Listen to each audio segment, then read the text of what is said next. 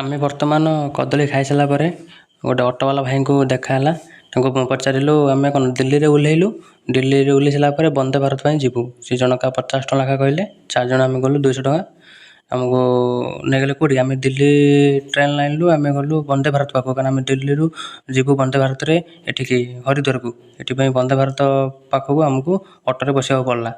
ଏଇଟା ହେଉଛି ଦିଲ୍ଲୀ। ଦିନ ପାଖାପାଖି ସେଇ 1-2ଟା ହେବ ଆମେ ଦିଲ୍ଲୀରେ ପହଞ୍ଚିଗଲୁ। ତାପରେ ପୁରା ଦିଲ୍ଲୀ ଟ୍ରେନ୍ ଲାଇନ୍ରୁ ବନ୍ଦେ ଭାରତ ହେଉଛି ପାଖାପାଖି 15ରୁ 16 କିଲୋମିଟର। ସେ ଭାଇ କହୁଛନ୍ତି 15-16 କିଲୋମିଟର ଲାଗିବ ପାଖାପାଖି। ତାଙ୍କୁ ପାଖାପାଖି 15-16 କିଲୋମିଟର ମାନେ ସେ 15-20 ମିନିଟ୍ ଅଧଘଣ୍ଟା ଭିତରେ ନେଇକି ଆମକୁ ପହଞ୍ଚାଇ ଦେବେ। ତାପରେ ଆମେ ପ୍ଲାନ୍ କଲୁ, ଆମ ପାଖରେ ସବୁ ଅନଲାଇନ୍ ଅଛି। ତ ଭାଇଙ୍କୁ ଆମେ କହିଲୁ ଗୋଟେ ଜାଗା ଦେଖି ଆଉ ଗାଡ଼ି ସାଇଡ଼୍ କର, ATM ଦେଖିକି ଆମେ ଏଠି କିଛି ପଇସା ୱିଡ୍ର କରିବୁ। କାରଣ କେଦାରନାଥ ଧାମରେ ଅନଲାଇନ୍ କିଛି କାମ କରିବନି, ସବୁ କ୍ୟାସ୍ ହିଁ କାମ କରିବ। ଏଇଟା ହେଉଛି ଦିଲ୍ଲୀ।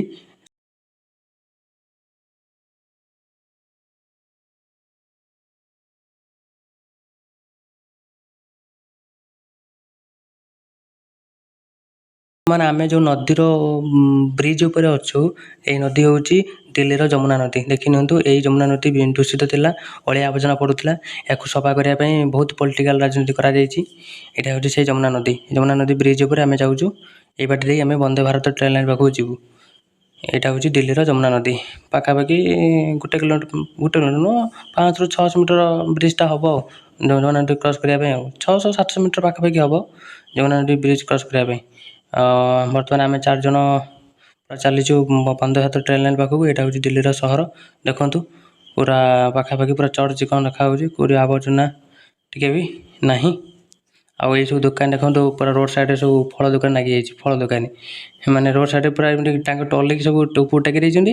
ଆଉ ଫଳ ସବୁ ସାଇଡ଼୍ରେ ରହିଛି, ମାନେ ସବୁ ପୁରା ରୋଡ଼ ସାଇଡ଼୍ରେ ଏଇଭଳି ସବୁ ଆମର ଫଳ ଦୋକାନୀ ଭାଇମାନେ ସବୁ ତାଙ୍କର ଦୋକାନ ଦେଇଛନ୍ତି। ଦେଖିବାକୁ ବହୁତ ସୁନ୍ଦର ଲାଗୁଛି। ରୋଡ଼ ସାଇଡ଼୍ ନା, ମାନେ ସମସ୍ତଙ୍କୁ ଆକର୍ଷଣ କରୁଛି ଏଗୁଡ଼ା ସବୁ। ଦିଲ୍ଲୀରେ ପଇସା ଉଠାଇବା ପାଇଁ ପଞ୍ଜାବ ନ୍ୟାସନାଲ୍ ବ୍ୟାଙ୍କ ATMକୁ ଆମେ ଆସିଲୁ। ଅଟୋବାଲା ଭାଇଙ୍କୁ କହିଥିଲୁ ଗୋଟେ ATM ଦେଖି ରଖିବା ପାଇଁ। ATM ରଖିଥିଲେ। ବିନୁ ମୁଁ ଆସିଲୁ ପଇସା ଉଠାଇବା ପାଇଁ। ଏଇଟା ସେଇ ATM।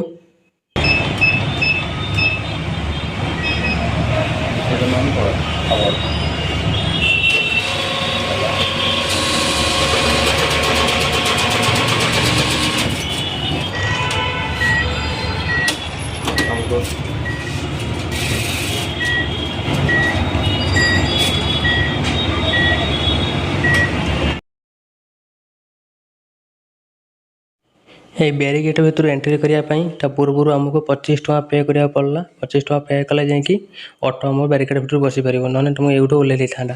ଆମେ କହିଲୁ ନାଇଁ ଠିକ୍ ଅଛି, 25 ଟଙ୍କା ପେ କରିଦେଉଛୁ, ଆପଣ ଆମକୁ ଅଟୋଟାକୁ ନେଇଯାଆନ୍ତୁ। ମାନେ ଅଟୋବାଲା ନେବନି 25 ଟଙ୍କା। ସେଠି ଯେଉଁ ଲୋକ ଅଛନ୍ତି ତାଙ୍କର କହିବାକୁ ଗଲେ, ଏ ଯେଉଁ ଗଭର୍ଣ୍ଣମେଣ୍ଟ ଚାର୍ଜେସ୍, ଯେ ଭିତରେ ଏଣ୍ଟ୍ରି କଲେ 25 ଟଙ୍କା ତାଙ୍କୁ ଦେବାକୁ ପଡ଼ିବ। ଆମେ ଦେଲୁ, ତ ଅଟୋ ଆମକୁ ଭିତରକୁ ନେଇଗଲା। ଠିକ୍ ଏଇ ପାଖାପାଖି ଅଟୋ ଷ୍ଟାଣ୍ଡ ପାଖରେ ଆମକୁ ଓହ୍ଲାଇ ଦେଲା। ଆମେ ଏଇଠୁ ପୁଣି ଚାଲି ଚାଲି ଆଗକୁ ଯିବୁ। ଆଉ ମାତ୍ର କେତେ କି, ପାଖାପାଖି ସେଇ 500-600 ମିଟର ପାଖାପାଖି ହେବ। ଆମେ ଚାଲିଲୁ, ଚାଲି ଚାଲି ଯାଉଛୁ ପୁରା ବନ୍ଦେ ଭାରତ ପାଖକୁ। ଏଇଟା ହେଉଛି ସେଇ ବାଟ। ଏଇ ବାଟ ଦେଇକି ବି ତମେ ମାନେ ଆସିବ, ତୁମମାନେ ବି ଏଇ ବାଟ ଦେଇକି ଦେଖ, ମିନିଟ୍ ଯାଇପାରିବ। ଆମେ 3-4 ଜଣ ପୁରା ଚାଲିଛୁ ପୁରା। ଆଉ 5ଟା 15ରେ ଆମର ଟ୍ରେନ୍ ଅଛି ନା, 5ଟା 50ରେ ଟ୍ରେନ୍ ଅଛି ବନ୍ଦେ ଭାରତ ଦିଲ୍ଲୀରୁ ଆମର ହରିଦ୍ୱାର। ହରିଦ୍ୱାର ହେଉଛି ଉତ୍ତରାଖଣ୍ଡ ରାଜ୍ୟର ଗୋଟେ ଜିଲ୍ଲା। ଆମେ ସେଠି ଯିବୁ। ଏଇଟା ହେଉଛି ବନ୍ଦେ ଭାରତ ଆସିବା ପାଇଁ ଟ୍ରାକ୍ଟା। ସେ ଟ୍ରାକ୍ ପାଖରେ ଆମେ ଠିଆ ହେଇଛୁ। କିଛି ସମୟ ଅପେକ୍ଷା କଲା ପରେ ଆମର ବନ୍ଦେ ଭାରତ ଟ୍ରେନ୍ ଆସି ପହଞ୍ଚିଗଲା।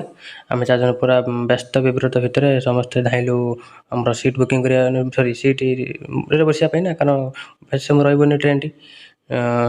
ଆମେ 4 ଜଣ ପୁରା ରେଡ଼ି ହେଇ ଚାଲିଲୁ। ଆଉ ସିଟ୍ କେମିତି ବସି ସାରିଲା ପରେ ଆମେ ଆସି ଇଆଡ଼େ ଜିନିଷପତ୍ର କିଣାକିଣି କିଛି କରିବୁ। ତ 4 ଜଣ ଆମେ ଚାଲିଛୁ ଆଗକୁ।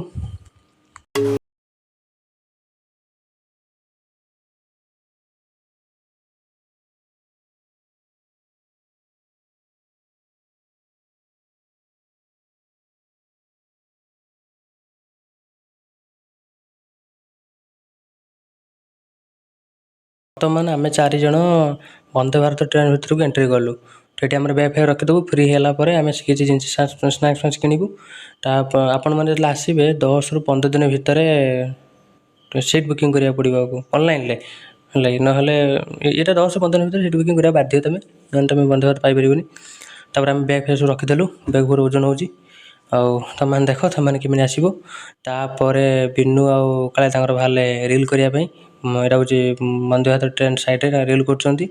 ରିଲ୍ କାମ ସରିଲା ପରେ ଟ୍ରେନ୍ଟି ଚାଲିଲା। ପାଖାପାଖି 10-15 କିଲୋମିଟର ଗତି କଲା ପରେ 5:50ରେ ଟ୍ରେନ୍ ଛାଡ଼ିଛି। ଆମକୁ ଖାଇବା ପାଇଁ ସେ ପ୍ୟାକିଂରେ ସବୁ ସିଙ୍ଗଡ଼ା, ବରା, ମ୍ୟାଗି, ତାପରେ ଚା, ସୁପ୍, ଏମିତି ବିଭିନ୍ନ ପ୍ରକାର ସ୍ନାକ୍ସ ଦେଲେ ଖାଇବା ପାଇଁ। ଆମ ସାଇଡ଼୍ରେ ଜଣେ ବେଙ୍ଗଲ ଲୋକ ବସିଥିଲେ, ସେ ବି ଓଡ଼ିଆ ବୁଝିପାରୁଛନ୍ତି। ମୋ ସହିତ ଓଡ଼ିଆରେ ବହୁତ କଥାବାର୍ତ୍ତା ହେଲେ। ଆମ ଓଡ଼ିଶା ଆସିବା ପାଇଁ ସେ ବହୁତ ଚେଷ୍ଟା କରୁଛନ୍ତି। ମୁଁ ତାଙ୍କୁ କହିଥିଲି ଆମ ପୁରୀ ଜଗନ୍ନାଥ ରଥଯାତ୍ରା ହେଉଛି ଜୁଲାଇ 16ରେ, ଆପଣ ଆସନ୍ତୁ। ସେ କହିଲେ ମୁଁ ଯାଆନ୍ତି ଯେ ମୋର ଗୋଡ଼ ପ୍ରୋବ୍ଲେମ୍, ମାନେ ଅଧିକ ଲୋକ ଜାମ୍। ସେ କହିଲେ ମୁଁ ପ୍ରତିବର୍ଷ ଯାଏ, ରଥଯାତ୍ରା ଯାଇପାରୁନି। ସ୍ନାକ୍ସ କରିବାର କିଛି ଘଣ୍ଟା ପରେ ବର୍ତ୍ତମାନ 8:10 ବାଜିଛି। ଆମକୁ ଖାଇବା ପାଇଁ ଦେଲେ ଜିନିଷ ଭାତ, ପନିର ତରକାରୀ, ଆଉ ଗ୍ରୀନ୍ ମଟର, ଆଳୁ ଭଜା, ଡାଲି, ରୁଟି ଅଛି। ଆଉ ତା ସହିତ ଆମର ଦହି ଅଛି ଦେଇଥିଲେ ଖାଇବା ପାଇଁ। ଏତିକି ଖାଇସାରିଲା ପରେ ଆମକୁ ଆଣିକି ମୁହଁ ଥଣ୍ଡା କରିବା ପାଇଁ ଆଇସ୍କ୍ରିମ୍ ଦେଇଥିଲେ। ଆମେ ଆଇସ୍କ୍ରିମ୍ଟା ଖାଇଥିଲୁ। ତାପରେ ଖାଇସାରିବାର ଠିକ୍ ରାତି 9:09 ବାଜିଛି। 9:10 ହେବ। ଟ୍ରେନ୍ଟି ଆସିକି ଆମର ହରିଦ୍ୱାର ପାଖରେ ରହିଗଲା। ତ ଏଇଠି ଆମେ ଆମ ଜିନିଷପତ୍ର କାଢ଼ିକି ଓହ୍ଲେଇକି ଆଗକୁ ଯିବୁ। ବିନୁ ପୁରା ଏକ୍ସାଇଟେଡ଼୍ ଅଛି, ମାନେ ଆମ ଡ୍ରିମ୍ ପ୍ରୋଜେକ୍ଟ, ଆମ ଡ୍ରିମ୍ ପ୍ଲେସ୍ ଦେଖିବା ପାଇଁ ବହୁତ ଉତ୍ସାହିତ ଅଛୁ। ତା ସହିତ ଆମର ବିନୁ, ଅବିନାଶ, କାଳେ ତାଙ୍କର ପଛରେ ଅଛନ୍ତି, ମୁଁ ଆଗରେ ପଳେଇ ଆସିଛି। ଏଇ ଦେଖନ୍ତୁ ବୋର୍ଡ଼ ପାଖରେ ଦେଖାଉଛି। ଆଉ କିଛି ସମୟ ପରେ ହରିଦ୍ୱାର ପହଞ୍ଚିବୁ। ମୁଁ ଆମର ରେଡ଼ି ହେଇଗଲୁଣି ଓହ୍ଲେଇବା ପାଇଁ। ଆଉ ଅଳ୍ପ ସମୟ ଭିତରେ ହରିଦ୍ୱାର ପାଖରେ ଟ୍ରେନ୍ଟି ରହିବ। 9:10, 11, 15 ଭିତରେ ରହିଯିବ। 9:09ରେ ହିଁ ଆମେ ଗେଟ୍ ପାଖରେ ଠିଆ ହେଇଛୁ। ପାଖାପାଖି 9:30 ବାଜିଲା। ଟ୍ରେନ୍ଟି ରହିଗଲା। ଆମେ 4 ଜଣ ଏଠି ଓହ୍ଲେଇ ଗଲୁ।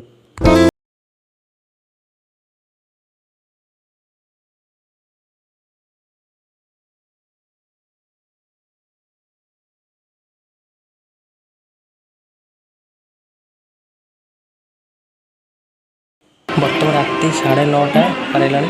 ଆମେ ସେଇ ହରିଦ୍ୱାର ପାଖରେ ପହଞ୍ଚିଛୁ। ଏଇଟା ହେଉଛି 7 ତାରିଖର ଭିଡ଼ିଓ। ଆପଣମାନେ ଦେଖୁଛନ୍ତି ଲେଟ୍ ହେଇକି, କିନ୍ତୁ ଏଇଟା 7 ତାରିଖର ଭିଡ଼ିଓ।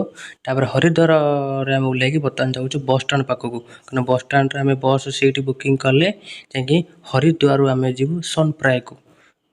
ଆମେ ସେଥିପାଇଁ ଟ୍ରେନ୍ ପ୍ଲାଟଫର୍ମ ବାଟେ ଦେଇ ଆମେ 4 ଜଣ ଚାଲିଛୁ। ଆମେ ଯିବୁ ବସ୍ ଷ୍ଟାଣ୍ଡ ପାଖକୁ। ଏଇଟା ହେଉଛି ସେ ଆମର ଟ୍ରେନ୍ ଲାଇନ୍ ସାଇଡ଼୍ର ବାଟ। ଆଉ ବାଟରେ ଗଲା ଆମେ ଦେଖିଲୁ ବହୁତ ଲୋକ ସେ ଟ୍ରେନ୍ ଲାଇନ୍ ପାଖରେ, ବହୁତ ଲୋକ ତାଙ୍କର ଶୋଇଛନ୍ତି, ବସିଛନ୍ତି। ଏଇଟା ଆଉ ଟିକେ ଅଳ୍ପ ଦୂରରେ ଅଛି ଗଙ୍ଗା ନଦୀ। ଗଙ୍ଗା ସ୍ନାନ ବି ଏଇଠି ଲୋକମାନେ କରନ୍ତି। ଏଇଟା ଆଉ ଅଳ୍ପ ଦୂର ହେବ। ଆମେ ସେଠିକି ଏବେ ଯିବୁ ନାହିଁ। ଆମେ ବର୍ତ୍ତମାନ ଆମର ଯାଇକି ବସ୍ ବୁକିଂ କରିବାର ଅଛି। ସିଟ୍ ବୁକିଂ କରିବାର ଅଛି ଆଗେ। ବସ୍ କାମ ସରିଲା ପରେ ଆମେ କୁଆଡ଼େ ଯିବୁ କ'ଣ ନାହିଁ ଭାବିବୁ। ଆମେ 4 ଜଣ ବ୍ୟସ୍ତ। ଏଇଟା ରାତି ପାଖ 10ଟା, 10:30 ହେଇଗଲାଣି। 10ଟା ହେଇଯିବ ଆମର ହେଇଗଲାଣି। ଆମେ ଚାଲିଛୁ ପୁରା ବସ୍ ଷ୍ଟାଣ୍ଡ ପାଖକୁ। ଏଇଟା ହେଉଛି ହରିଦ୍ୱାର ଏଣ୍ଟ୍ରି ଗେଟ୍ ଥିଲା ଟ୍ରେନ୍ ଲାଇନ୍ ଭିତରକୁ। ଏଣ୍ଟ୍ରି ଗେଟ୍ ପାସ୍ କରିକି ବର୍ତ୍ତମାନ ଆମେ ଆଗକୁ ଚାଲିଛୁ। ତୁମମାନେ ବି ଦେଖ, ତୁମମାନେ ଯେବେ ଆସିବ ଏଇ ପ୍ରୋସେସ୍ରେ ବି ତୁମେ ଯାଇପାରିବ, ନହେଲେ ଅଲଗା ପ୍ରୋସେସ୍ ବି ଅଛି, ମୁଁ ଅଲଗା ଭିଡ଼ିଓ ଜଣେଇବି। ତାପରେ କିଛି ବାଟ ଗଲା ପରେ ଏଇଟା ହେଉଛି ରୋଡ଼ ସାଇଡ଼୍। ଦେଖ ରୋଡ଼ ସାଇଡ଼୍ରେ ହରିଦ୍ୱାର, ଏଇଟା ହେଉଛି ହରିଦ୍ୱାର, ଉତ୍ତରାଖଣ୍ଡ ରାଜ୍ୟର ହରିଦ୍ୱାର। ଏ ହରିଦ୍ୱାର ସାଇଡ଼୍ରେ ଲୋକମାନଙ୍କର ଦୋକାନ ଦେଇଛନ୍ତି। ଆମେ 4 ଜଣ ସେଇ ମଝିରେ ଚାଲିଛୁ। ମୋତେ ବିନୁ ବାରମ୍ବାର କହୁଛି ମଲ୍ଟା ବନ୍ଦ କରିଦେଇ କେହି ଟାଣି ହେଇଯିବ କ'ଣ ନେବ। ମଲ୍ ଟାଣି ନେବେ, କିଛି ଅସୁବିଧା ନାହିଁ। ଗୋଟେଟା ମୁଁ କରୁଛି, ଆଉ ବନ୍ଦ କାହିଁ କରିବି।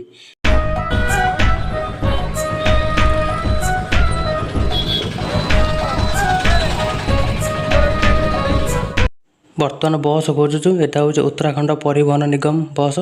ବହୁତ ଜାଗାରେ ବହୁତ ଲୋକଙ୍କୁ ପଚାରିଲୁ ଯିବା ପାଇଁ ସୋନପ୍ରୟାଗକୁ। ସମସ୍ତେ ମନା କଲେ, ନା ଆମେ ଦିଲ୍ଲୀ ଯିବୁ, କିଏ କହିଲା ପଞ୍ଜାବ ଯିବୁ, କିଏ କହିଲା ଗୁପ୍ତକାଶୀ, ଟଙ୍ଗନାଥ, ଏସବୁ ଯେଉଁ ବସ୍ ଯାଉଛନ୍ତି। କିନ୍ତୁ ଏଠୁ କୌଣସି ବସ୍ ସୋନପ୍ରୟାଗକୁ ଯାଉନାହିଁ। ତ ଆମେ କ'ଣ କଲୁ ନା ଗୋଟେ ଆଇଡ଼ିଆ ୟୁଜ୍ କରିକି ତ ଆମେ ବାହାରକୁ ପଳେଇ ଆସିଲୁ ରୋଡ଼ ସାଇଡ଼୍ରେ ଦେଖ ଏଇଭଳିଆ ବସ୍ ପଛକୁ 30ରୁ 40ଟା ଖଣ୍ଡେ ବସ୍ ଅଛି। ସୋନପ୍ରୟାଗ, ଗୁପ୍ତକାଶୀ ଏମିତି ଲେଖା ହେଇଥିବ, କେଉଁ ଲେଖା ହେଇଥିବ ବଦ୍ରୀନାଥ, ଏମିତି 30ରୁ 40ଟା ବସ୍ ପଛକୁ ଲାଗିକି ଅଛି। ତ ଆମେ ପ୍ରଥମେ ଏଇଟା ହେଉଛି ଷ୍ଟାର୍ଟିଂ ବସ୍, ଯେଉଁଟା ଆଗ ଏଇଠି ବସ୍ଟା ସବୁଠୁ ଆଗରେ ଅଛି। ତ ଇଏ ଗଲା ପରେ ତା ପଛକୁ ସମସ୍ତେ କଣ୍ଟିନ୍ୟୁ କରିବେ, କାରଣ ଇଏ ନ ଯିବା ଯାଏଁ ତା ପଛକୁ କେହି ଯାଇପାରିବେନି। ଏମିତି ଲାଇନ୍ ହେଇ ସିରିଏଲ୍ ହେଇକି ଅଛି। ତ ବର୍ତ୍ତମାନ ଆମେ ଆସିଗଲୁ କଣ୍ଡକ୍ଟର ପାଖରେ। ଆମେ ସିଟ୍ ଆମର ବୁକିଂ କରିଦେଇକି ବ୍ୟାଗ୍ ଫ୍ୟାଗ୍ ରଖିଦେଇକି ଆମକୁ ବସ୍ ବାଲା କହିଛି ଯେ ରାତି 2ଟା ବେଳେ ବସ୍ ଛାଡ଼ିବ। बस रे हमको शोष लगिला तो हमें कौन कलु 4 आदमी रोड साइड किनार पर आ गई एक टाली पर पुदीना पानी पीने लगा। पानी पी सारा पर आम भाविलु एत समय अच्छी 11टा बाजी राति 2टा बेले बस छाड़ब कौटी हरिद्वार सोनप्रयागକୁ तो आम प्लान कलु गोटे काम करूँ हरकीपुरी बुलाया चलजु। तो हम 4 आदमी एक टास पकड़े तो आसपास 10 to 12 किलोमीटर होगा हरिद्वार टू हरकीपुरी। तो हम 4 आदमी चले घूमने के लिए। तो सेठू फेरला पर राति 2टा बेले बस छाड़ब हरिद्वार सोनप्रयागକୁ तो आम आसिक पाखापाखि 12टा 1टा बेले पहुँचू। से आम 4 जन गलु बुलायापाई। तो यहाँ पर कौन घटो आपण मैंने भिडियो सहित लगी रुहतु। Please continue.